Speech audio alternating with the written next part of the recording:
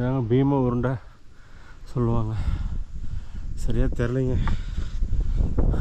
யாரும் இல்லை கேட்கலன்னா கூட பீம உருண்டைன்னு பார்த்துருக்கேன், கேள்விப்பட்டிருக்கேன்.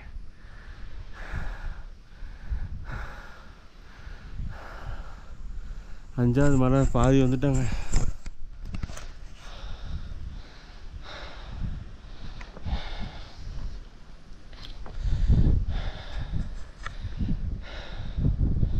அஞ்சாவது மலை பாதி வந்துட்டோம் பீம உருண்டிக்கிட்டு.